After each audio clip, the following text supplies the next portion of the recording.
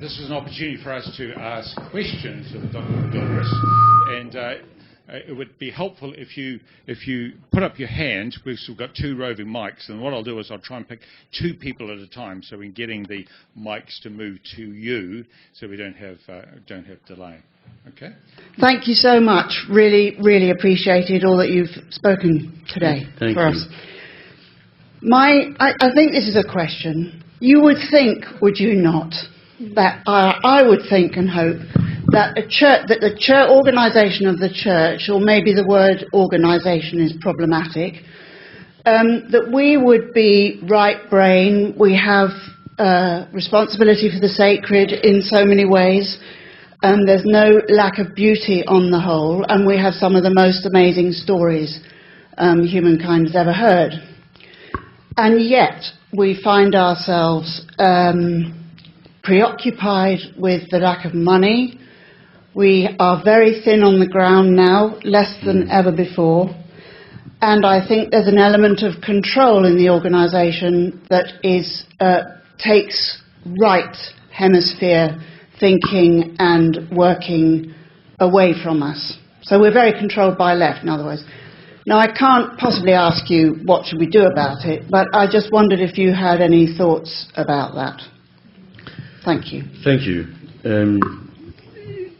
It's obviously rather sad that this is the case, but it's hardly surprising because, in a way, it's a reflection of the whole society.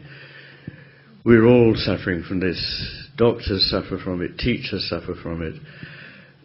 Vastly excess, over-controlling algorithms, procedures, box-tickings, assessments, safety this, safety that.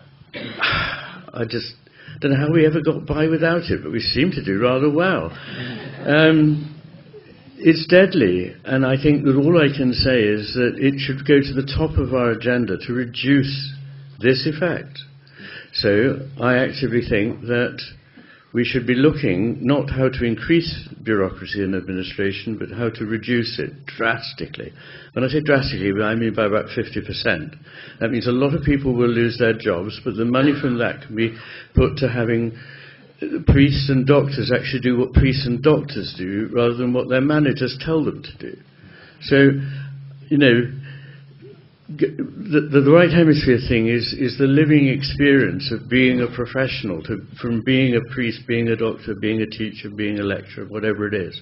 And this is all under attack now.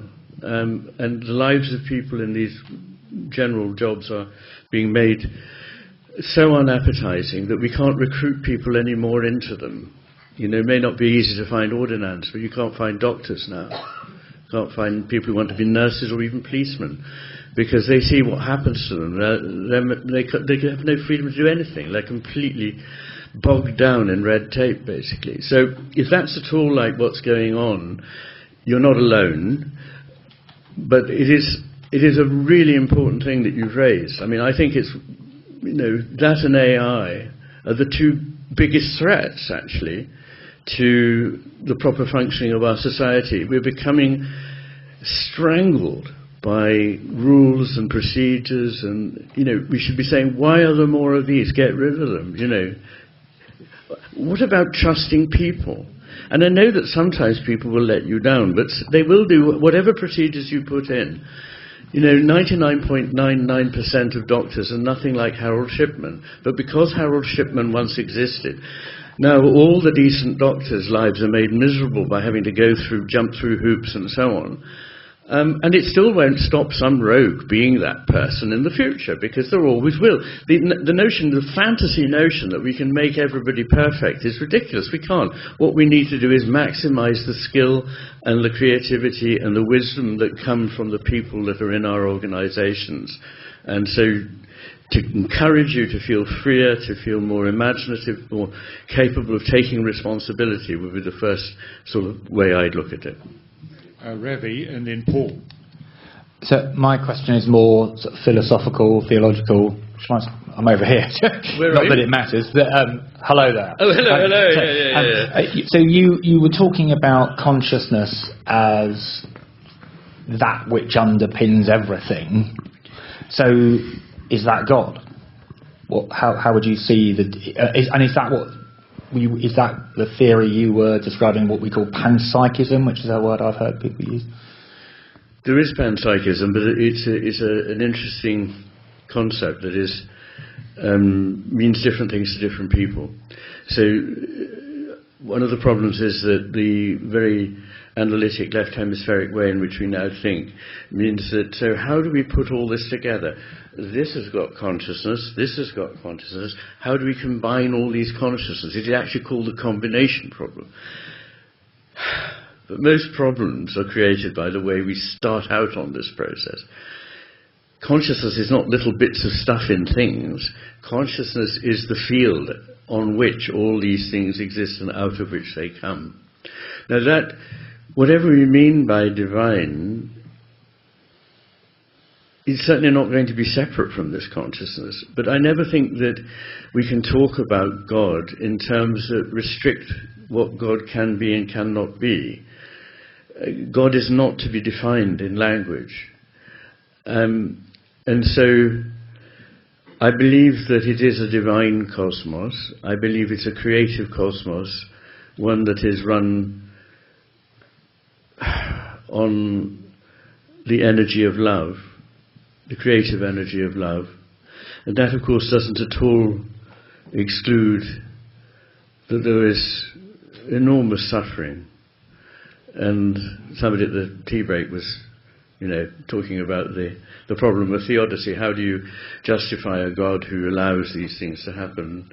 I mean, I haven't got an answer to that except to say that it's inevitable that if God is love and is to love, then love is a relationship.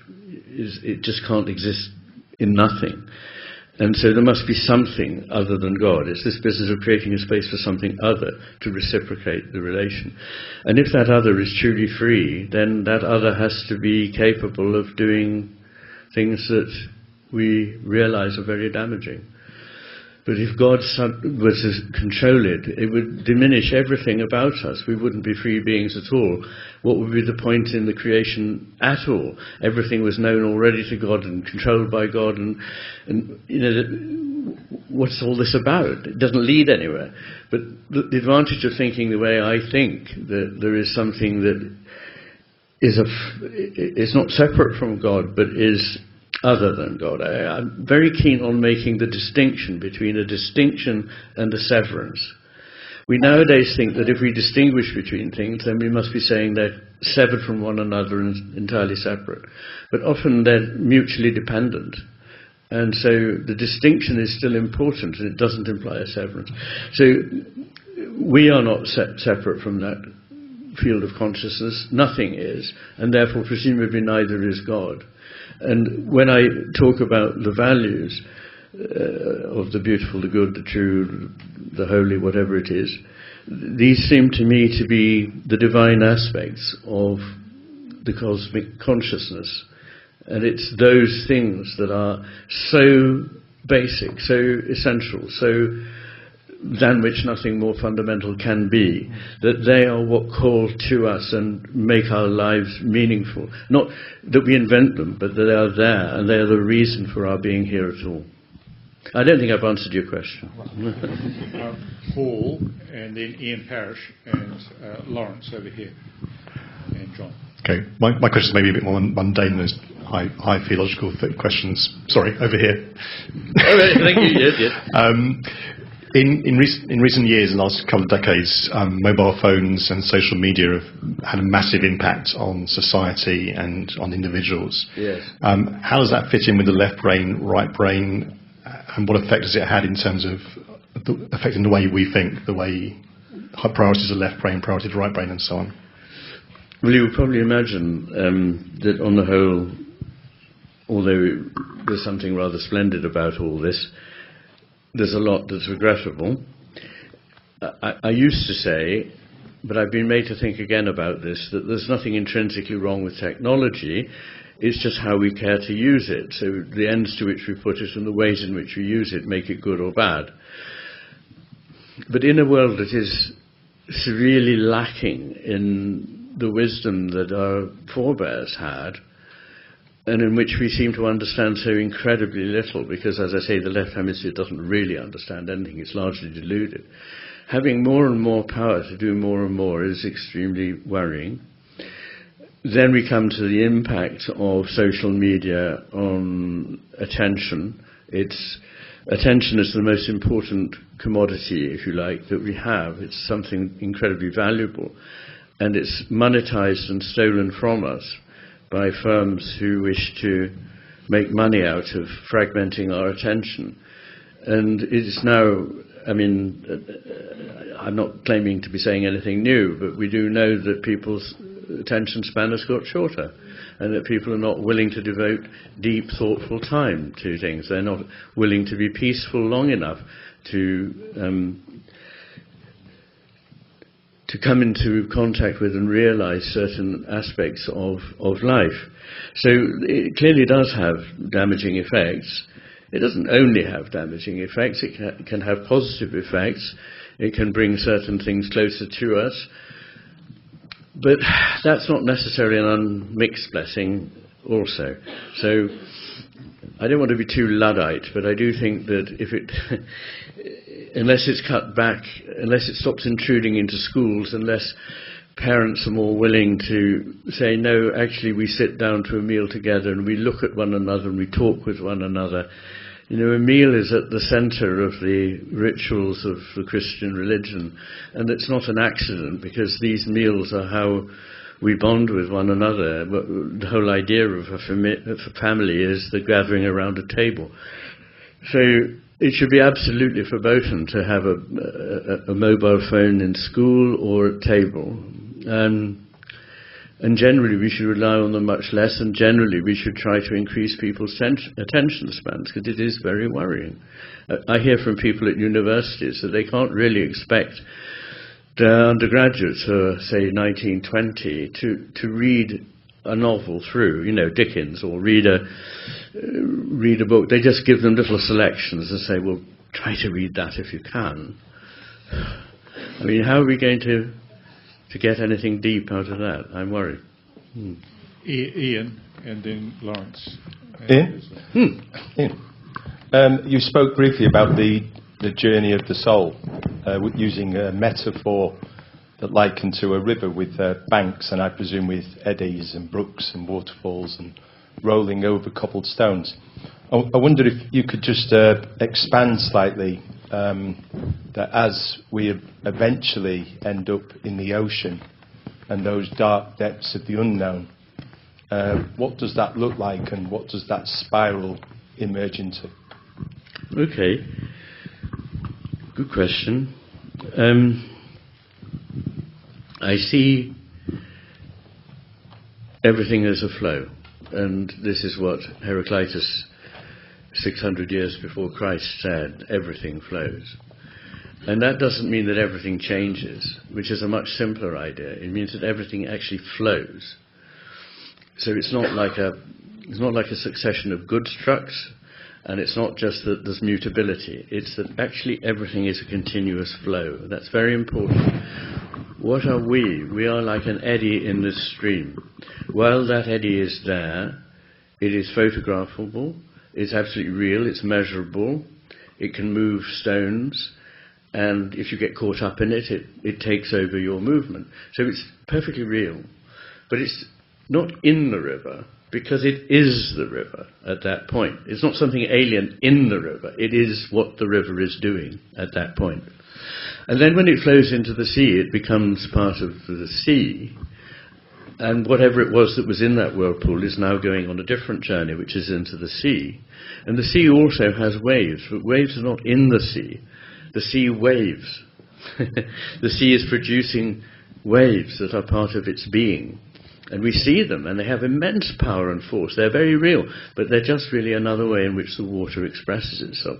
So I see our lives and our being as like that. And one advantage of the image is that also it shows that however many the streams are, as it were, there is an ocean which connects everything.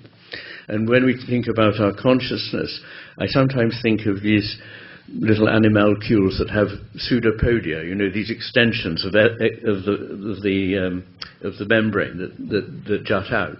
And these outpouchings of the membrane of the cell, if you were in one, you'd think you were completely isolated, because everywhere you looked, unless you happened to look at the sort of 2 degrees of the whole thing at the bottom where it connected with the main cytoplasm of the cell, you'd think you were isolated, but actually you were always in touch with the main cytoplasm of the cell. Those are some images that help me. Lawrence, and then John, and then Leslie. Apologies, I'm not quite sure why my hand went up. I don't think it was right hemisphere, left hemisphere. I think it's something in the back of my mind. But you've got an extra hemisphere we don't have. Which we must remain open-minded about. If we must, yes. It's a question much in line with Robbie's, I think. I've really enjoyed your book, Master and His Emissary, and in it you're writing about oxytocin. And I'm just wondering what sort of link in the world of love and the world that God created that you might see how that relates to our living. And if it's something that we've created as animals, as a sort of self-defense mechanism, or if you see it as having some other function. Well, whatever it is mysterious. I mean, how is it that a chemical, whatever the chemical is, can produce a feeling? How is it that a few pounds of sort of greyish-brown blancmange in here creates the experience of love? We don't know, but my strong belief is that it's not something generated by us, and that people get very excited about certain chemicals and pathways and so on, and you think that as a neuroscientist I would welcome that, but I sort of do and I don't, because I think the mistake is to think that this explains something, whereas it doesn't actually. It just gives us something extra to explain. How does love relate to this chemical? But the love, whatever it is not limited by a chemical or a neurotransmitter or a circuit. These are simply ways of describing a vehicle that helps to form whatever it is that comes about, to shape it, to permit it. William James has a brilliant, has so many, I mean, he's one of the most brilliant men that ever lived, but he has this extraordinarily good image of my voice. What is it? It's produced by my larynx. What is my larynx? It is an obstruction to the airways. And if there wasn't that obstruction, I'd have no voice at all. But the air comes through, and it's the shape of what it comes through that creates my voice. And so what we are is not the bits that shape. It's whatever it is that's coming through us. And I hope we all in this room have had that experience, that whatever it is that's happening at certain times is coming through us, is using us, but is not generated out of us entirely. Obviously we have a part to play in that, but I think it's unavoidable in the spiritual realm, in the artistic realm, in music and in so on, many other things, to feel that something is working, playing through you. John, and then Leslie. Pam and Andrew. Hi, thank you very much. I'm over here. Hi. Thank you. I've had a really interesting day, but I slightly need cheering up a bit now. So the reason I need cheering up is I've heard from you a very nuanced account of the brain, and what I've heard is a far less nuanced account of where you think we are in Western society. And I've heard one or two hints in a couple of your answers, and maybe things you said earlier about where there might be cause for hope, to use a Christian virtue word that I don't think I've heard from you today. Is it in the arts? Is it in Eastern cultures and societies? Are there some other places in Western society where you think there are signs of the kind of living you're encouraging us to live actually happening? Well, I'm sorry I didn't talk enough about hope. I read something wonderful recently which has stayed with me. Hope is not the conviction that everything's going to be all right. Hope is the belief that everything, including suffering, has deep meaning.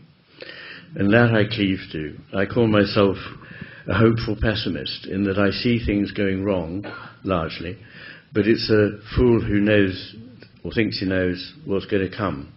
Because, as Niels Bohr said, prediction is very difficult, particularly when it concerns the future. So I'm not entirely without hope. And one of the things that gives me most hope is the young people who come to talks I give and who respond very warmly and openly to what I'm saying. They themselves feel frustration with what their elders are telling them about the bankrupt sort of vision of the world they have, and they want something richer than that. So I think that is good. I'm not sure the arts may recover some of their power to move, but they'll have to do so by becoming less explicit and cognitive. A lot of art is conveying a message, but an explicit message that could have been probably better written on a piece of paper and given to me. But I don't need a work of art to tell me that kind of thing. I need it to engage with me viscerally and tell me spiritual things that can't be said other than in this kind of a way. Art lost that for a long time, but I think it's getting it back. Modern music, I mean art music, is better than it was. So things are moving in that direction. I think there's a lot we could learn from the East, but unfortunately the East, at least in the form of China, is becoming the worst example of all the things that I abhor about the West. So that little door of hope, which I gave at the end of The Master and His Emissary, has been closed in the 14 years since I wrote it. So I think that what we have to do is realize that we're not asked to solve all the problems of the world. It's grandiose to suppose that. What we have to do is do the best we can with the life we've been given. And a great friend of mine is Satish Kumar. I don't know if any of you know him.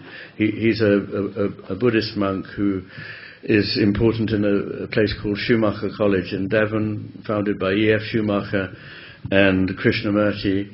And it follows the principles of very much a kind of ecological way of thinking, a spiritual way of thinking. And I was in Bristol with him a month or so ago, and I'd spoken, and he said, that was great what you said. And I said, well, I feel impassioned about it because we've got so little time. And then I said, and I've got so little time. And he said, but Ian, why do you say you've got so little time? And I said, well, because unlike you, dear Satish, I believe I'm mortal. And he said, but of course you are not mortal. None of us is mortal. Why are you fretting about this? It is all in the hand of God. We don't understand a tiny part of the plan that is working out there. And it's not our job to do so. But he's a very good man to all that are around him, and I think that's a light, a shining light to me. Stop thinking we're so grandiose we can cure the world's ills. We have to go the way the world goes, but do the bit that we can to further everything that we think is important. That's what we can do. Leslie. Okay. So thank you very much for your very fascinating day. Well, can you stand up? No.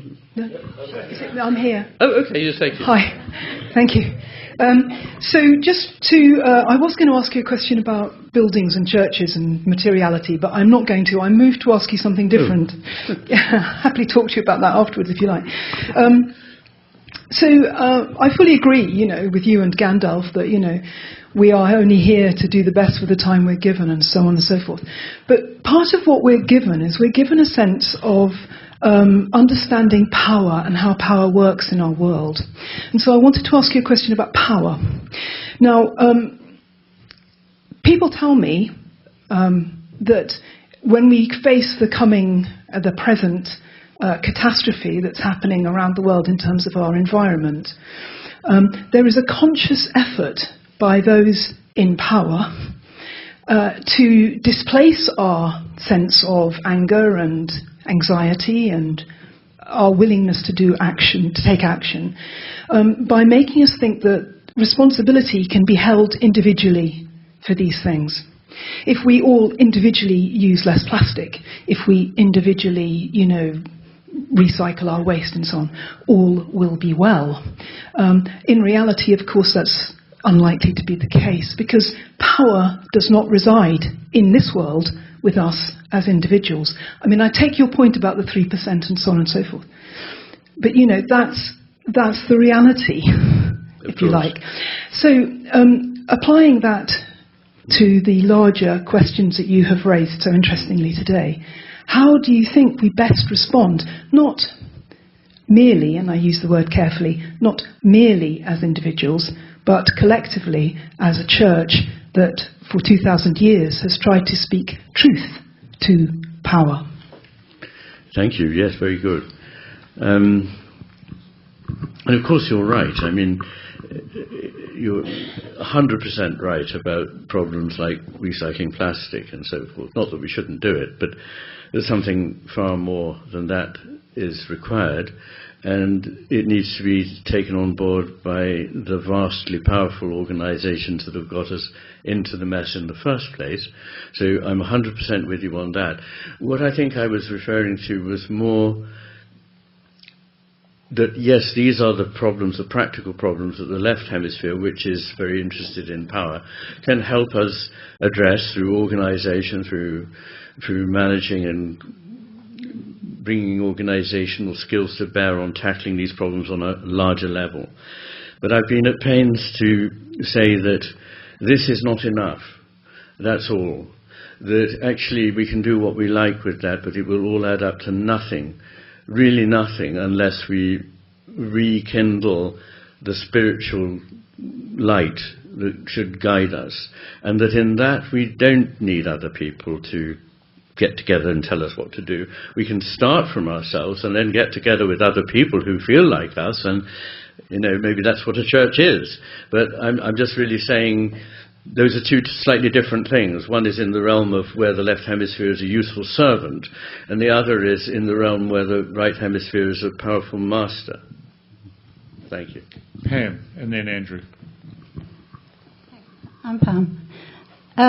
This is quite a short question. Although we know that we can recall from our memory, I've never been told exactly where our memory is. I didn't hear it, did you? Where is memory? Oh, right. Yeah. Nice one. Thank you. Yes. I seem to have misplaced it. Yeah. It's the more we know about memory, the less we can be certain about this. When I was in medical school, there was a clear story about the hippocampuses and certain kinds of memory at any rate. But we now know that memory is stored in all parts of the body, in fact, in the body frame, in the muscles, in the gut, in the heart, in many, many ways, as well as in various parts of the brain. And so memory is really a very interesting aspect of consciousness persisting. So it may be another phase of consciousness in which certain things that once created by consciousness have a power to linger for a while, rather like a smoke ring, that you can blow, and there it is for a while, and then it eventually disappears. So what we do leave traces, but where exactly they leave the traces is less certain than it used to be, and perhaps it doesn't too much matter where exactly it is. I was taught, and I think it's true, that autobiographical memories are more served by the right temporal lobe and less autobiographical, more public kinds of informational memory stored in the left temporal lobe, but now we know it's not just in the temporal lobes and so on, so don't know quite how to answer your question. Andrew behind. And then John. Thank you. When I saw that the title of your latest work was The Matter with Things, I knew straight away I was going to have to read it. It's always worried me that we make things out of things, and in the Christian context particularly, that we make God into a thing too easily. Exactly. I was worried about that when I was at Vicar School at Theological College, so I made a point of diving into the section of the library called Process Theology. And two things happened. One, I found it was the dustiest, most unused part of the library. Shame. And secondly, everybody at the college at the time was saying, well, that's process theology is a complete dead end. You're wasting your time. I tried reading, Whitehead and Cobb and people like that, and at the time I felt none the wiser. But it seems to me that I'm sure that's due to my lack of knowing where to fit that information and knowledge and ideas and what to do with it. But it seems to me that in the matter of things, you've managed to create a framework from your multidisciplinary approach into which to take some of the great fruits of process theology and bring them back to life again. Do you think you've done that, and how have you done that, and what is the importance of process theology, and why had it become such a dead end in conventional thinking and theological work? Well, I didn't know really that it had, because I hang around with a lot of people who think it's terribly important. I think, Whitehead he's a difficult philosopher, but I think he's certainly one of the two or three most important philosophers of the last 100 years. And I think his vision is amazingly sophisticated and answers better to my sense of reality than most other philosophers. But I would put him with Bergson and with William James, who also, I think, have this kind of a vision. And it seems to me a living vision, not of things arranged in hierarchies and boxes and categories, but of something that flows and develops and is generative and creative and responsive. And so I've always found it very important. So I can't account for quite why, except to say that perhaps the reason dust gathers in theological colleges is that, maybe a bit unkind, and I don't know, obviously theological colleges differ, but maybe there is a danger, isn't there, of a kind of dogmatism in church matters, where people aren't really willing to open their eyes and ears to something that is not what they were taught. But I think it's important to listen.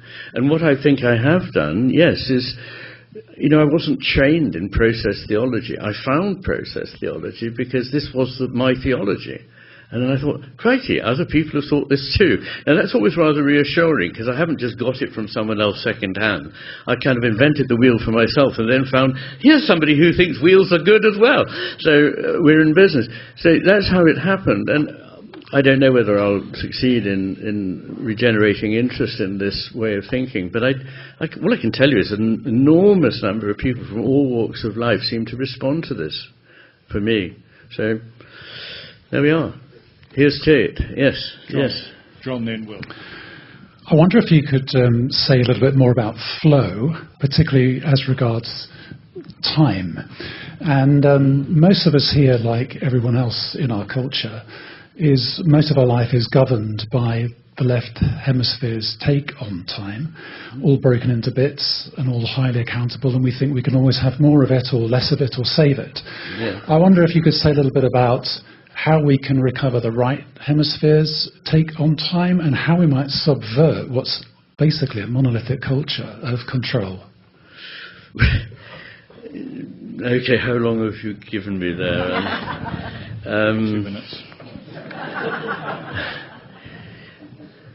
I mean, time is absolutely central and fascinating, and I was reinforced in my belief about that by the physicist Lee Smolin. I don't know if you know his work. He's a very, very distinguished physicist in America, and he wrote, I can't remember the title of the book, Time Regained, I think, or something like that. But in any case, he's exceptionally good on it. And most of the ways in which we have traditionally thought about time involve what I think are simple errors generated by a left hemisphere processing. What the left hemisphere does is take time as a thing and then look back on it once it's completed, whereas in fact we only experience time as something in which we are flowing forward. And when we represent it and retrospect on it, we've already turned it into a left hemisphere entity, which can be carved up in certain ways. But you can't, much as you can't create a line out of points, but if you have a line, you can find a point in it. Time is not made up of instants, but you can retrospect on time and say at that instant, This is all going to be very abstract, and I wonder if it's better for another time. I don't know, but I could talk for quite a long time about this. I wrote a chapter about time, another one on flow, and they follow one another and are very much related. There are these interesting paradoxes about time, like the unexpected examination. So the teacher says at the beginning of the week, there'll be an unexpected examination this week. And now the smart aleck knows that it can't be on Friday because by then it would be expected.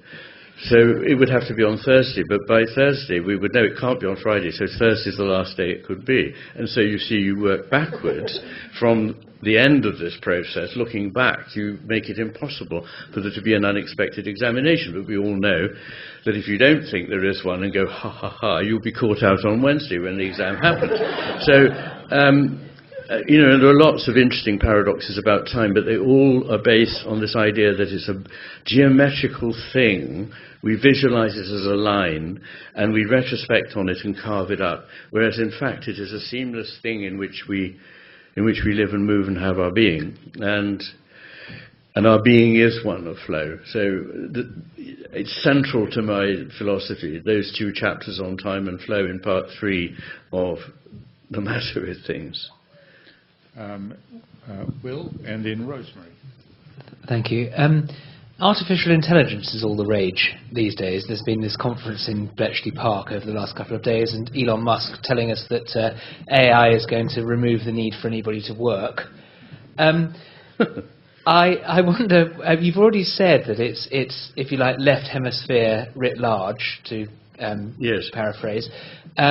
But what my wonder and question is whether artificial intelligence is actually intelligence? Good. It isn't. I call it, artificial information processing. That's really all it is. Can't conceivably have intelligence, because intelligence means understanding, and it can do lots of things. It can't understand them.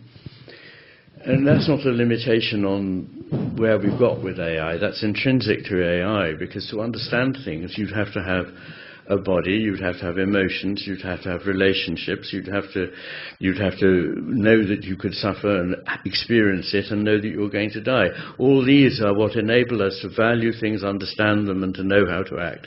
So you can't program this into a computer. Amazingly, a lobster has a process of little grids that enable it to grind up its food. And they are fed by just 11 neurons. And for 30 or 40 years, people have been trying to model how it is that it uses these, and they haven't succeeded. Now, if you can't model a lobster using 11 neurons to get its food, you can't model us with billions of neurons doing all the amazing things we do.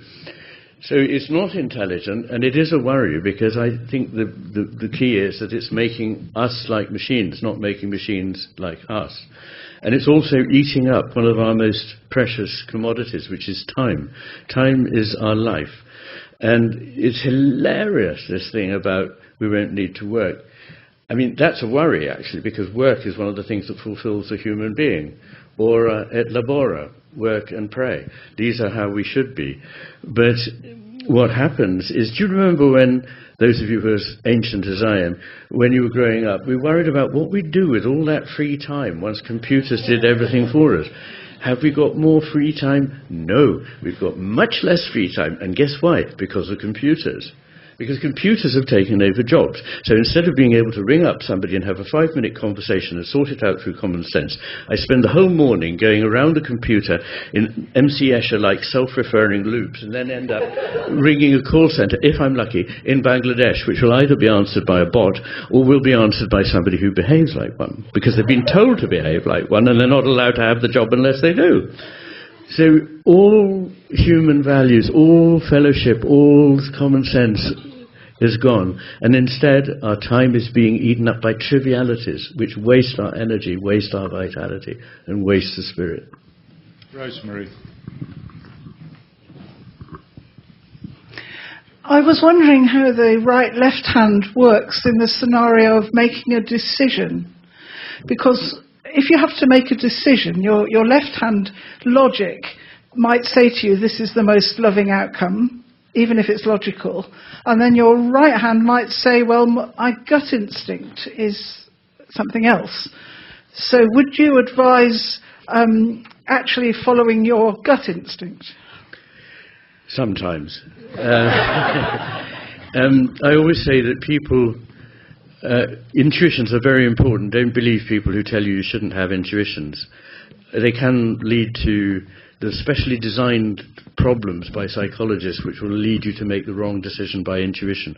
But there are also things called optical illusions created by psychologists which make it impossible to believe what your eyes are showing you. But I don't know anyone who, after seeing one of these, said, well, that does it. I'm going to live my life with my eyes shut from now on.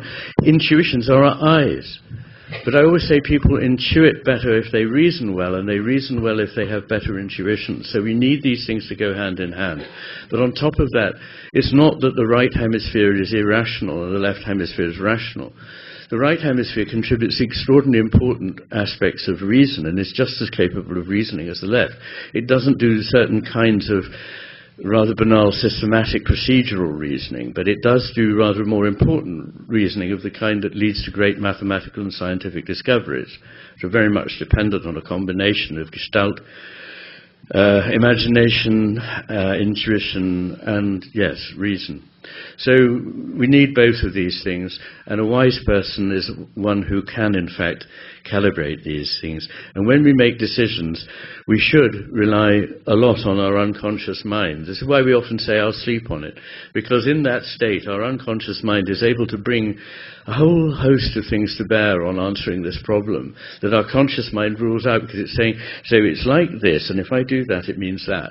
But actually, you're missing the other 100 things that are around the fringes of that you're outside your field of focused consciousness at the moment. So actually allowing your unconscious mind to make complicated decisions, solve problems, see a course of action, calibrate the morality of a situation. The unconscious mind can do this very well, and a lot of that is better received in the right hemisphere than in the left. Thank you. Stephen. Hi there, just behind. Really grateful. One of my big takeaways today is going to be your real emphasis encouraging us to attend to meditation and prayer and stillness. And you've really framed that for us, I think, around talking about relationship. I'm also conscious that you said a couple of things around, helpful things around how we deal with uncertainty and hold that. And you briefly mentioned about how we deal with, or need to go beyond propositional truths. And so I'm really interested in the context of our relationship with God. How does he speak to us? What do we do with the role of Scripture and prophecy? And I was interested in your word on imagination and whether that links particularly in the area of, say, prophecy. There's another good but enormous question. How do we allow God to speak to us? I don't know. I'm not quite sure where to tackle this question. I'm not quite sure what you're asking. What do I think about prophecy? I think it's possible. Where do you want me to go? What do you want me to answer exactly?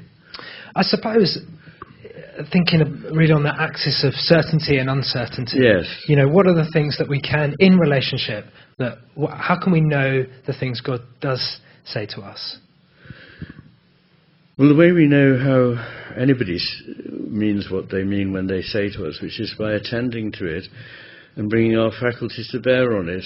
But I think particularly in relation to God, I can only speak from my own very meagre and untutored experience, but I think it's a matter of bringing the whole of your being to bear on a listening, on an openness, and seeing what comes. And sometimes things arise that we call coincidences, or things just where there was a block become something that releases it.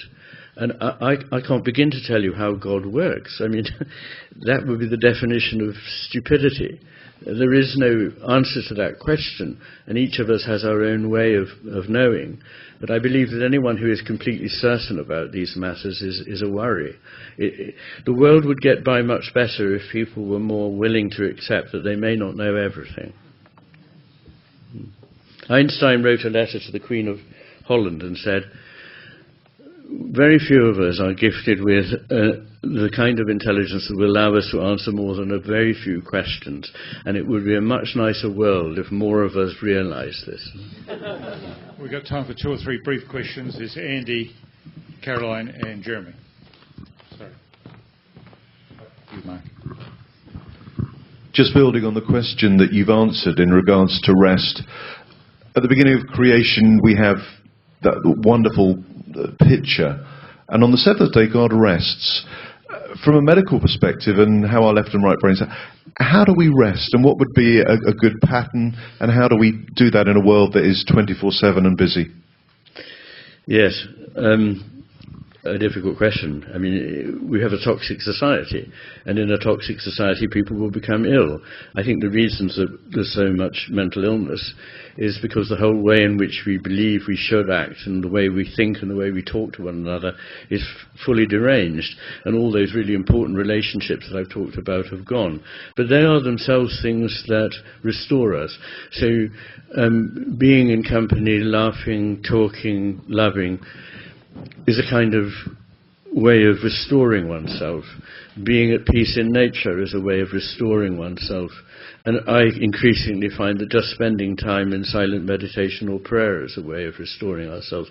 What is not restoring ourselves is to slump in front of the telly and rest that way, because that's really a kind of empty, it's like empty calories. It's not really going to do any good, and it could make you rather fat.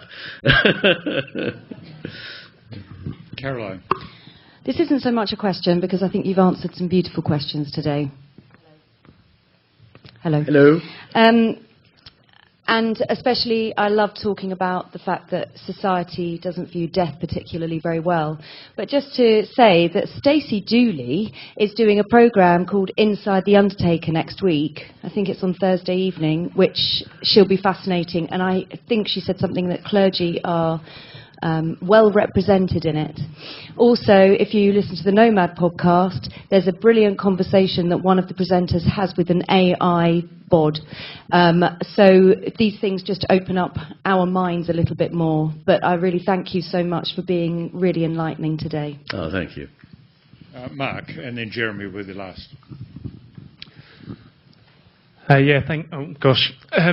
Thanks ever so much. I'm at the back. This is kind of working from memory a little bit, which I probably misplaced, like the lady earlier said. So in the development of the brain, like the prefrontal cortex or parts of that, which is where like empathy kind of sits, is developed almost entirely postnatally, as far as I can remember from my reading. They was like research and stuff with like Romanian orphans where they kind of been left, and they found like just massive gaps. I was just really interested when you said earlier about like the cells kind of healing themselves and things like that.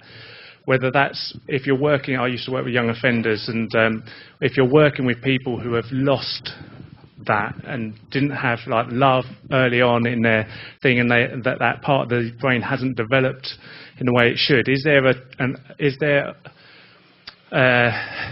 like in through the church, through like knowing the love of God, like, you know, in terms of like relationships, can that be restored, or do we have to kind of accept that, you know, them accepting a loving God is going to always be a very difficult thing because that's missing, if you like?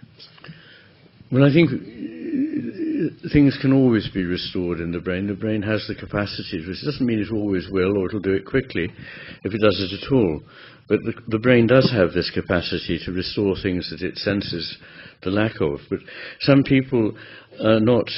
I think your idea that somehow it comes into being after birth is a half truth. So the right ventromedial frontal cortex, which is really the area that's most important for empathy, is developed in the womb in most people. But in some people it is already deficient, and they tend to end up psychopaths. And unfortunately, most of the work that is done with psychopaths shows that whatever you do, they remain psychopaths. So it's not is not very that's not a very happy story. But people who have got the potential for such a cortex but have been deprived of maternal care, because it is the mother in the first 18 months of life, the gaze between the mother and the infant, that causes this area of the brain to mature and to enable one to understand this empathic relationship. Which then becomes the basis for an understanding of yourself as separate from your mother, but not divorced from that person, sort of secure in the knowledge that in fact you're very strongly related to that person, but different from them. That process, which is part of how a functioning adult comes into being, can be disrupted if there isn't that early input, maternal input. But I believe it can be remedied and further generated by finding relationships with others that can be carefully nourished in the right way. Genetics isn't everything, but it is something. And we used to think everything was genetic, and now we think everything is environmental. No, neither of these is right. So we're born with genetic endowments, we have to live with what that is, but there are ways in which it can be stunted or ways in which it can be developed. And the work that you would have done would have been the developing kind of work. So, thank you. Jeremy. Hi. Since you've been developing these very rich and wonderful ideas over many years, who would you say has been your most insightful critic? Who's been my most insightful critic? I have to say that most of the people who have actually read my work have not ended up being critics of it. But there are people who've never read it, who think they know what I say. And they are quite dangerous, because they say, of course it's not like this. And well, of course it isn't. That isn't indeed what I believe either. I'm trying to think who's been a really helpful critic. It reflects terribly on me, but I can't actually come up with anybody. But I like engaging with people who may have the critics and critics, aren't there? The critics who are just envious or arrogant or whatever. But there are critics who actually, are very much sympathetic, but they think that I've got the weight of things wrong, and that's the kind of critic you really want. It's embarrassing. I can't really name anybody who's been particularly helpful in this respect. I'm a bit on an outside, and I'm sticking to it, and the more that I know, the more it confirms rather than disconfirms what I used to say. There's some things I said in the Master in Chemistry, a couple of things where the emphasis I would now put differently. But, yeah. Thank you. Dr. McGilchrist, you've got some music to play to us in a moment. Yes. Before that, may we say thank you very, very much for your input today. Thank you. Thank you very much.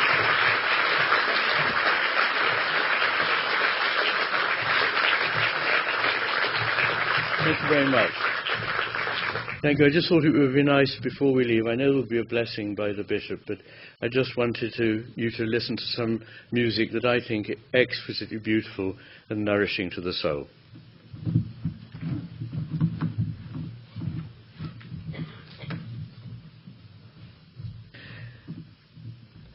Dr. Ian McGilchrist, thank you so much for the feast that you have given us today. You have fed us well.